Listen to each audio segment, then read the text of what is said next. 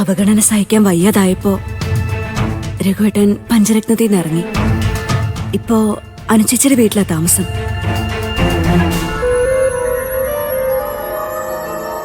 അത് വലിയ കഷ്ടായല്ലോ ആമി.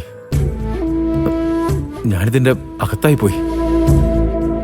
അല്ലെങ്കിൽ അമ്പിളിയോട് ഞാൻ സംസാരിക്കുമായിരുന്നു. ആദ്യം ഇതിനകത്തായതാണല്ലോ എല്ലാത്തിനും കാരണം.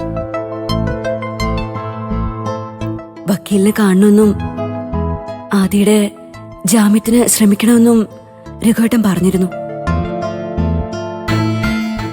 ഇനി അതൊന്നും നടക്കില്ല ആദി. ഇനി മുതൽ രഘുവേട്ടന്റെ ഒരു സഹായം സ്വീകരിക്കേണ്ടെന്നാ എന്റെ തീരുമാനം.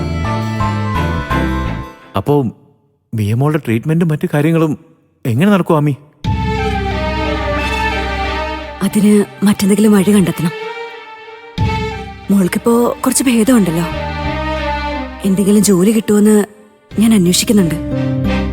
പെട്ടെന്ന് അങ്ങനെ എടുത്തു ചാടണോ ആമി? മോളുടെ അസുഖം പൂർണ്ണമായി ഭേദമാവുന്നവരെങ്കിലും രഘുവിനെ മാറ്റി നിർത്താതിരിക്കുന്നതല്ലേ നല്ലത്. അതെങ്ങനെയാ ആദി? നമ്മുടെ മകളുടെ ആരോഗ്യം പോലെ തന്നെ വിലപ്പെട്ടതല്ലേ രഘുവേട്ടന്റെ കുടുംബജീവിതവും. ഞാനും മോളും കാരണം ആ കുടുംബം തകർന്നു പോകാൻ പാടുണ്ടോ? അതൊന്നും തകർന്നു പോകാതെ രഘു നോക്കിക്കോളൂ ആമി. അവൻ ഇപ്പോൾ നിങ്ങളെ സഹായിക്കാൻ തയ്യാറാണെങ്കിൽ അത് വേണ്ടെന്ന് വെക്കരുതെന്ന് എന്റെ അഭിപ്രായം. അപ്പൊ ആളുകൾ ഞങ്ങളെ കുറിച്ച് എന്ന് പറഞ്ഞോട്ടെ. അതിലാദിക്ക് ഒരു വിഷമമില്ലേ?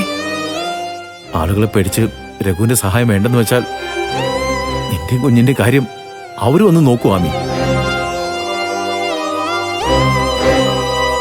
ഇനി നീ രഘുവിനെ അവഗണിച്ചാലും ആളുകൾക്ക് പറയാനുള്ളത് അവർ പറയും.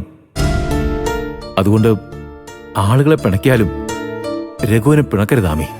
അത് ബുദ്ധിയല്ല. ആദി. അതെ ആമി, രഘു നല്ലവനാ, ശുദ്ധനാ, മനസ്സുള്ളവനാ.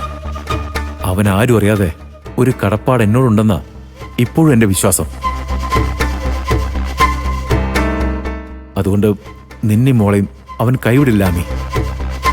നീ വേറെ എന്ത് വഴി കണ്ടെത്തിയാലും രഘു തരുന്ന സുരക്ഷിതത്വം നിനക്കും മോൾക്കും വേറെ എവിടെയും കിട്ടില്ല ആമി. അതുകൊണ്ടാണ് ഞാൻ പറയുന്നത്. വേണ്ട ആദി. ആ മനുഷ്യന്റെ ജീവിതം തകർത്തിട്ട് ഞങ്ങൾക്ക് സുരക്ഷിതത്വം വേണ്ട. അത് ഞാൻ തീരുമാനിച്ചു കഴിഞ്ഞതാ. മോളെ, അച്ഛനോട് യാത്ര ചോദിക്കേ, നമുക്ക് പോവാം. കഴിഞ്ഞില്ലേ?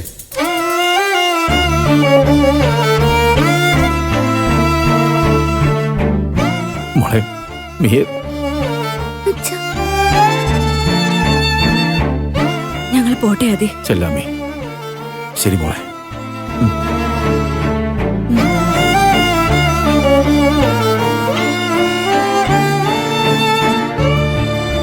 ആ മതി, വാടാ.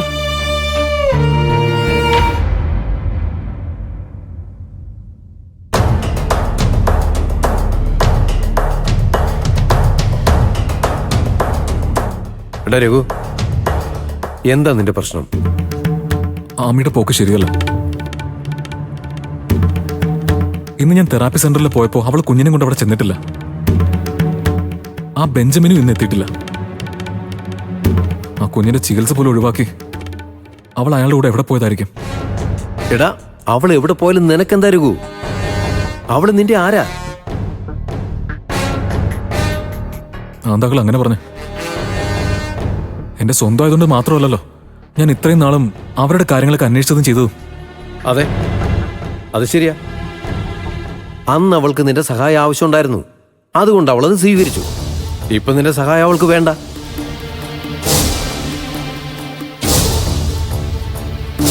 അങ്ങനെയാണോ?